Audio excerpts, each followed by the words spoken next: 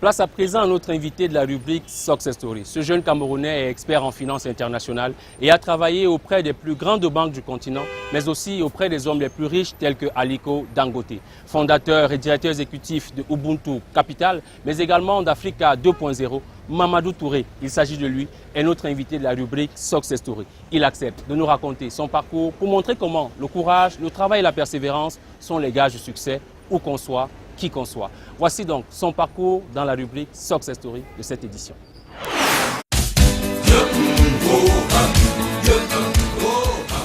We invested over $2 billion this year. Mamadou Touré is the investment officer at the International Finance Corporation. Mamadou, good morning. Thanks for joining us. What are some of the challenges today for Africa?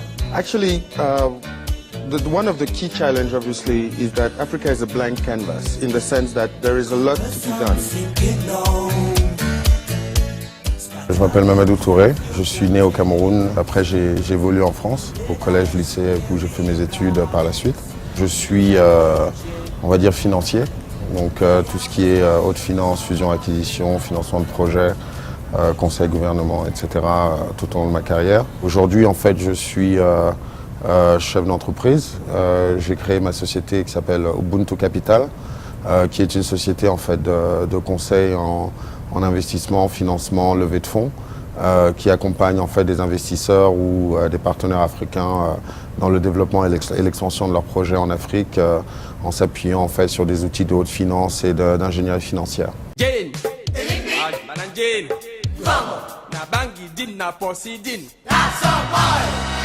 Je suis le fils d'Aladi Touré, un des cofondateurs de l'équipe nationale du Makossa. Et ma mère s'appelle Martine Yimo, avec son Yimo, son nom de jeune fille, et Martine Touré, donc, qui, elle, est de l'ouest du Cameroun. Et mes parents étaient toujours très exigeants, et surtout mon père. Il avait il a toujours une très faible tolérance pour la médiocrité. Et donc il m'a énormément poussé tout au long de mes études à ne tolérer que le meilleur de moi-même dans ce que je faisais, notamment dans mes études et dans mes choix de carrière. Mon père étant musicien, voulait que je sois un peu ce qu'il n'a pas été. Donc il voulait que je sois ingénieur, médecin ou financier à la limite si on veut. Mais bon, c'est voilà. Donc et je sais que quand je revenais à la maison, si j'étais pas premier de la classe, ça irait mal pour moi.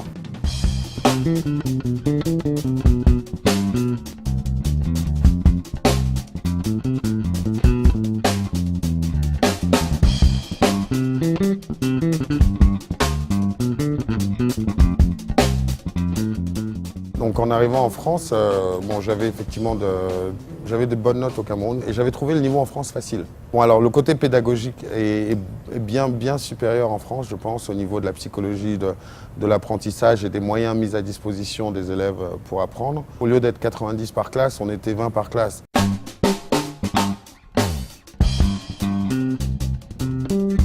Je suis arrivé dans un collège de banlieue en France et il se trouve qu'un jour le proviseur a appelé mes parents, ma mère notamment, pour dire qu'il serait judicieux que je change d'établissement.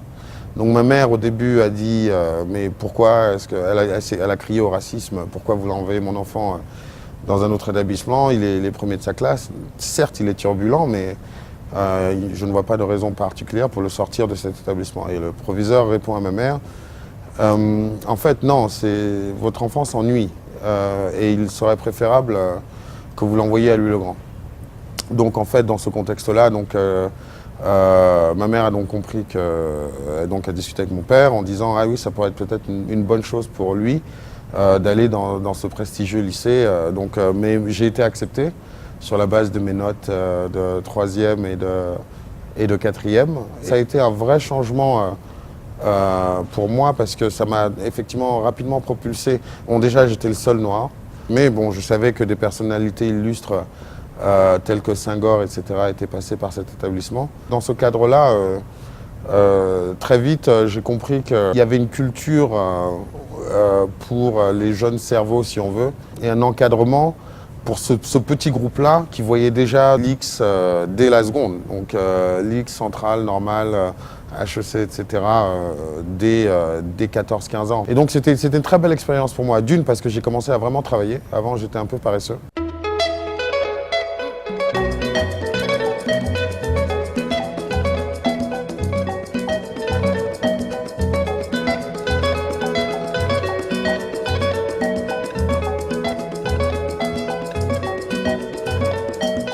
On avait nos héros en tant que jeunes Africains en Europe qui étaient les pères de l'indépendance, qu'on regardait avec énormément d'émoi et d'admiration. Et au Cameroun, pareil, ma mère me parlait beaucoup de personnalités comme Nyobe.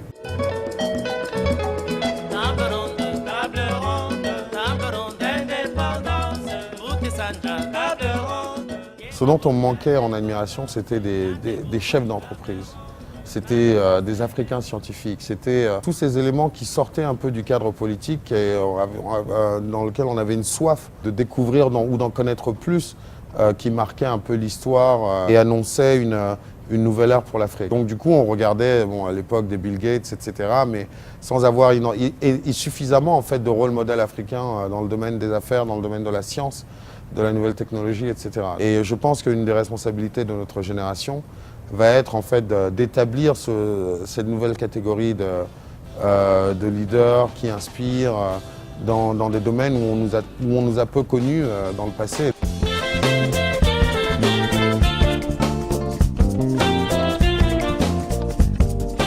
En fait, je pense que ça a commencé par ma prise de conscience en tant qu'Africain en France et Camerounais de ce qu'on va appeler ma négritude, si vous voulez. Ça a commencé en fait à Louis-le-Grand et après ça a continué aussi avec mes lectures. Une lecture que je recommande à tout adolescent, même si le texte est compliqué, c'est Cheikh Anta Diop.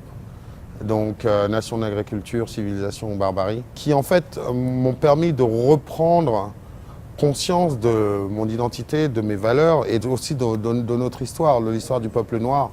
Avec les Égyptiens, les Nubiens, etc. et de ce que nous avons apporté à la civilisation de l'universel. Parce que l'histoire est de manière un peu trop intense effacée en fait notre contribution à l'histoire et à la civilisation de l'universel au sens de la maîtrise des sciences, de l'arithmétique, de la géométrie, de l'agriculture, etc.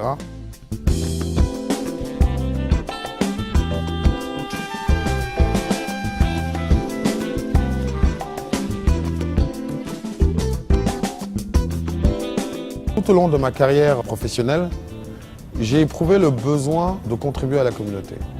Le besoin de mettre en place un collectif d'élite, mais d'élite consciente. Afrique Tandem, à 18 ans, une première ONG qui rassemblait en fait des étudiants africains en grandes écoles et universités.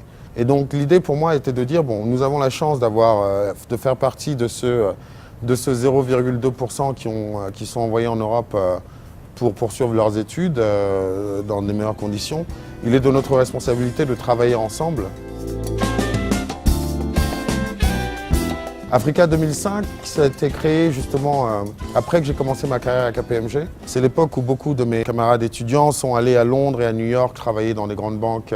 Moi, j'ai fait le choix de l'Afrique, donc j'ai rejoint une banque d'affaires rattachée à BNP Paribas qui travaillait sur le continent africain. Et donc qui faisait tout ce qui était fusion-acquisition, privatisation, conseil gouvernement, restructuration sectorielle et financement de projets et restructuration de dettes. Et ça va m'amener à Africa 2005. À ce moment-là, j'avais travaillé donc sur la privatisation de Camtel, sur la privatisation de Sonel, sur les financements Sonara, la restructuration de la Sodecotong, la restructuration de la SNEC. Et ça m'a fait un peu prendre conscience en fait de la perception que le monde avait, un peu, les investisseurs internationaux avaient de l'Afrique, avec du Cameroun et de l'Afrique en général. Donc de là, on a lancé une sorte de collectif avec des jeunes cadres, dont mon ami Henri Epesset, qui était justement chez Herbert Smith, donc un avocat assez brillant, hein, et avec qui on travaillait justement de part et d'autre, lui au niveau du droit, moi au niveau de la finance, pour accompagner et mobiliser les investisseurs. Et on s'est aperçu qu'il fallait d'abord changer l'image du continent. Donc avec Henri, on a travaillé de la même manière à créer un collectif autour d'un concept clé et dont Jean-Paul Chomdou a été un des vecteurs très importants à l'époque justement à travers les médias pour changer l'image de l'Afrique. Et ça, c'était il y a 10 ans. Voilà. Donc comment changer l'image de l'Afrique? Comment faire évoluer les mentalités? Comment travailler avec les investisseurs internationaux pour avoir une approche différente? Comment travailler avec les Africains pour qu'ils aient une meilleure image d'eux-mêmes aussi? L'idée était de faire de 2005 l'année mondiale de l'Afrique. Donc on a travaillé aux États-Unis, en Europe et sur le continent, à impliquer beaucoup de médias, beaucoup de jeunes, de leaders, etc. sur transformer l'image du continent, transformer la perception qu'on a de nous-mêmes, croire en nous-mêmes d'abord pour que le monde croie en nous. Et quelques années après, donc en 2010, j'ai monté Africa 2.0.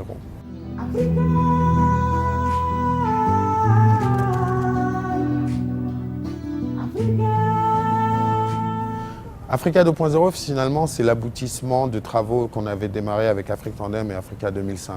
Je m'étais aperçu au long de ma carrière, donc on est en 2010, j'avais travaillé dans plus d'une quarantaine de pays africains, faire des transactions d'investissement, restructuration sectorielle, levée de fonds, etc., privatisation. Et au fil de mes voyages et de mes missions, j'ai eu la chance de rencontrer des jeunes Africains extraordinaires, des jeunes vraiment doués, qui avaient un talent exceptionnel et qui avaient envie de faire des choses. Et beaucoup étaient un peu frustrés. Beaucoup avaient le sentiment de pousser un avion tout seul ou d'être un peu isolés. Et donc il m'est venu en fait cette idée très simple qui était de dire créons une taille critique où tous ensemble on se met autour de ce fameux avion. Au signal, on pousse avec une intensité commune et que cet avion finisse par décoller. L'avion Afrique finisse par décoller. Donc, créer cette taille critique qui apporte des solutions, qui réalise des initiatives et qui a une vraie mouvance de transformation par l'action et par la réflexion avec des solutions.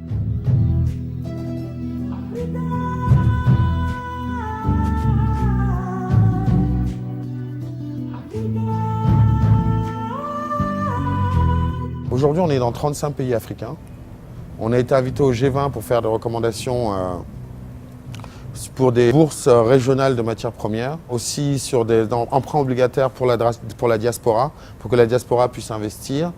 Là, récemment, on a travaillé avec Kofi Annan et le Africa Progress Panel pour proposer des solutions sur l'énergie, l'énergie renouvelable notamment. En fait, on se voit comme un think tank that does things. Donc, proposer des solutions innovantes qui s'inspirent de nos expériences dans les grands cabinets d'avocats, d'affaires, de banques d'affaires, grands groupes industriels, grands groupes de services, et mettre ces solutions qu'on développe dans nos groupes de réflexion à disposition des leaders africains, des jeunes, etc., qui seraient prêts à les utiliser pour leurs propres bénéfices et pour contribuer à la croissance et à l'émergence de leur pays ou de leurs activités professionnelles.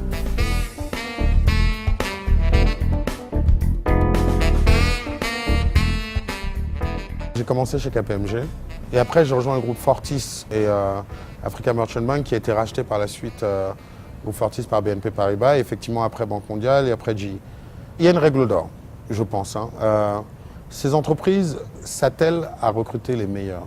Donc moi, dans mon cas, effectivement, j'étais en grande école en France et elles sont venues, enfin KPMG à l'époque est venu avec un stand pour recruter. Donc la clé à la base, c'est de travailler dur en université, à l'école, au lycée. Donc ça c'est déjà un point important. Le deuxième point important, la personnalité joue aussi beaucoup dans les entretiens, comment vous vous présentez, les CV, etc. Tous ces éléments sont capitaux pour accéder à ces grandes entreprises. Donc moi j'encourage vraiment les jeunes à travailler dur à l'école, à se donner les moyens pour avoir les meilleurs diplômes possibles, parce que c'est une clé nécessaire, peut-être pas suffisante, mais nécessaire. C'est-à-dire que sans ça, c'est très compliqué. D'accord ? Donc, première chose. Deuxième chose, pour moi, ça a été une très très bonne école, effectivement, de travailler dans ces grands groupes, parce que ça vous donne de la structure, ça vous donne un certain niveau d'exigence vis-à-vis de vous-même, un sens du travail en équipe qui est hors pair, et une exposition à l'international avec des cultures complètement différentes, qui est essentielle après pour réussir dans cet environnement mondialisé, etc. Je pense aussi que moi, ça m'a donné un sens de la rigueur très important. Ces entreprises-là, il y a un niveau d'exigence assez élevé. Il y a une culture de la rigueur qui est très poussée, une culture de la gouvernance aussi. Maintenant, il faut aussi avoir un esprit critique. Donc, ce que j'appellerais le dogme de Washington, il faut être aussi à être capable d'en comprendre les limites, de les analyser et d'être suffisamment créatif pour proposer des solutions qui pallient à certains des excès, en fait, ce que j'appellerais la pensée unique.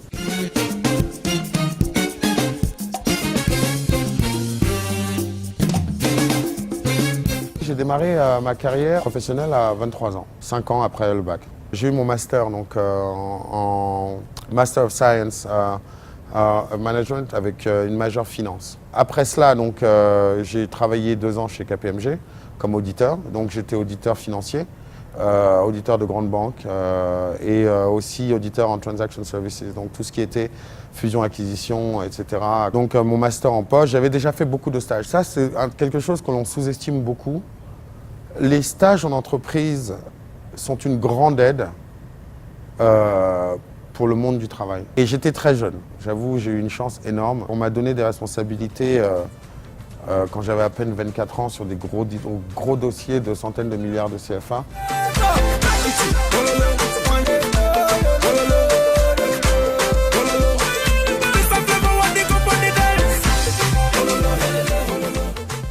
J'étais conseiller d'Aliko Dangote et à l'époque, il voulait monter la 2e plus grande cimenterie au monde. Il se trouve que quand il a déployé ce projet, personne ne voulait le financer. Et donc, il est venu nous voir, qu'on lui avait parlé de nous qui étions une banque d'affaires spécialisée sur l'Afrique.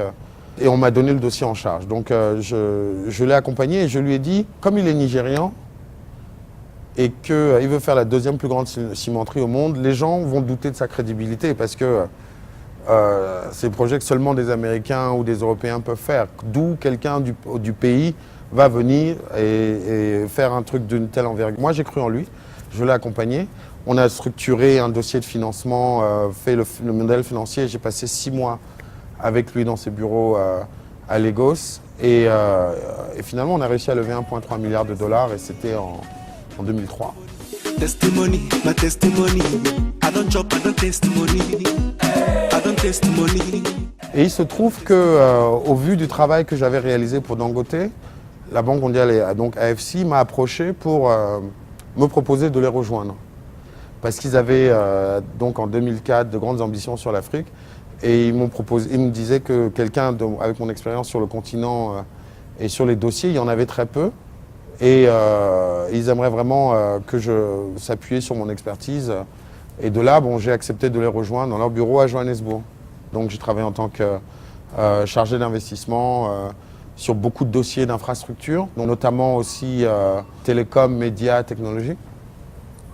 Et pendant ces 8 années, j'ai sillonné l'Afrique et le monde sur des grands dossiers d'investissement sur le continent.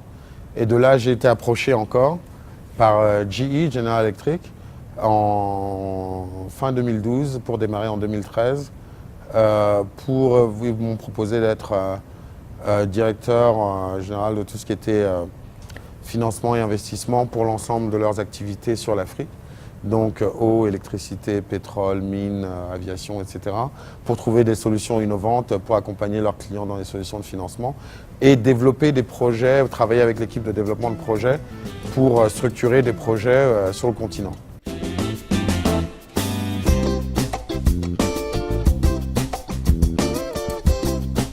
D'abord, je pense qu'il y a eu un manque d'investissement, première chose. Avant même le manque d'investissement, il y a eu une gestion pendant les années 70-80 qui a été déficiente et qui n'a pas fait les travaux de maintenance suffisants et de bonne gestion suffisants pour permettre de gérer le déficit d'électricité. Et le problème, c'est que l'électricité, c'est des plans sur 20 ans. Donc, si on n'a pas investi pendant les années 80, on paye le prix aujourd'hui. C'est exactement ce qui est en train de se passer. Ce qui est triste, c'est que 40% de la capacité installée ne fonctionne pas. Et après, il y a aussi un problème institutionnel et réglementaire, donc avec un manque de réformes nécessaires permettant aux investisseurs de vraiment venir s'implanter.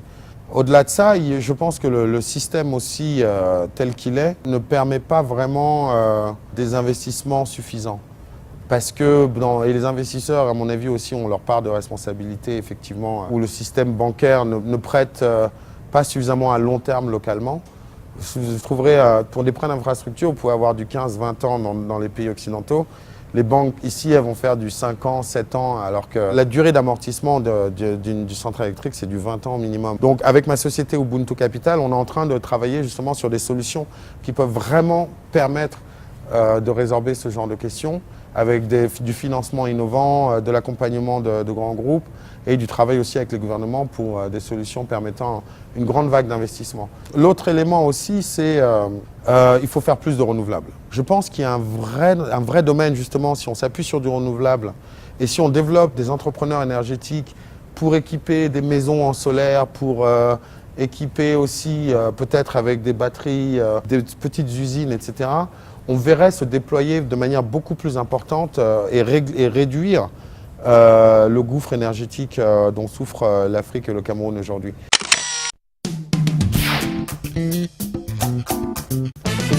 De retour sur ce plateau, nous sommes toujours en compagnie de Mamadou Touré, expert financier international. Monsieur Touré, est-ce que pour ceux de nos téléspectateurs qui nous rejoignent à l'instant, vous pouvez brosser en quelques mots votre brillant parcours? Je viens de créer ma société Ubuntu Capital. C'est une société d'investissement fondée essentiellement sur des secteurs clés comme l'infrastructure, l'agribusiness, etc. Pour l'Afrique, qui travaille avec des grands groupes internationaux et aussi des gouvernements et des partenaires locaux pour trouver des solutions d'investissement, de financement qui permettent d'accélérer le développement de la croissance dans les pays, de leurs activités, etc. Avant ça, j'étais Managing Director chez General Electric, en charge de tout ce qui est investissement et financement de projets sur l'Afrique en 48 pays. Donc l'eau, l'électricité, le pétrole, les mines, le gaz, la santé, l'aviation et les transports ferroviaires notamment. Avant ça, j'étais à la Banque mondiale, donc chargé d'investissement à la Société financière internationale pour l'Afrique, notamment en charge de tout ce qui était télécom, médias, technologie, et pendant 8 ans. Et préalablement à cela, j'étais en banque d'affaires à Paris. Vous avez également été nommé par le magazine Forbes, branche Afrique, parmi les 10 personnes les plus influentes d'Afrique. Comment est-ce qu'on reçoit une telle nouvelle? Écoutez, bon, c'est une bonne nouvelle que d'être nommé par Forbes magazine parmi les 10 personnes les plus influentes du continent africain. Bon, je pense qu'il faut aussi garder la tête froide, hein. Les classements sont les classements, c'est relatif, c'est subjectif. Mais c'est une belle récompense, je pense aussi, de reconnaissance plutôt que récompense, du travail que j'ai effectué sur les 15-20 dernières années dans mes travaux pour accélérer le développement du continent africain et l'accompagnement de grands leaders business du continent ou grands groupes internationaux s'installant ou travaillant en Afrique. Donc c'est toujours bon à prendre. Et je pense que le travail que j'ai fait aussi, notamment dans le cadre d'Africa 2.0, qui est une communauté qui rassemble 600 jeunes leaders du continent, que j'ai démarré il y a 5 ans, qui est maintenant présent dans 35 pays en Afrique et dans le monde, y compris les États-Unis, la Chine et 29 pays africains, constitue aussi une grosse force de frappe et une communauté d'Africains conscients, déterminés pour accélérer le développement du continent. Vous êtes parti de General Afrique pour vous mettre à votre propre compte désormais. Quels sont vos nouveaux challenges? C'est vrai que j'ai été un entrepreneur social pendant des années avec Africa 2.0, Africa 2005 et Afrique Tandem quand j'étais étudiant. Aujourd'hui, bon, c'est une nouvelle aventure. Ubuntu Capital, qui est la société que j'ai créée, travaille beaucoup avec des grands groupes internationaux, mais aussi des grands hommes d'affaires africains pour les accompagner dans leur croissance, et aussi des gouvernements pour trouver des solutions de financement pour des grands projets d'infrastructure, de santé, etc.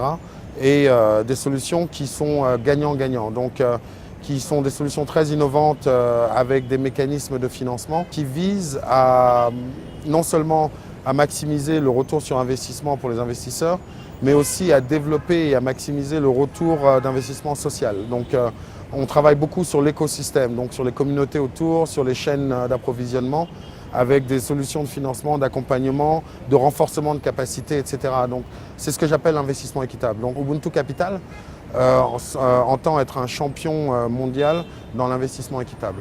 Et à l'endroit de ces jeunes qui vous regardent aujourd'hui, qu'est-ce que vous leur direz?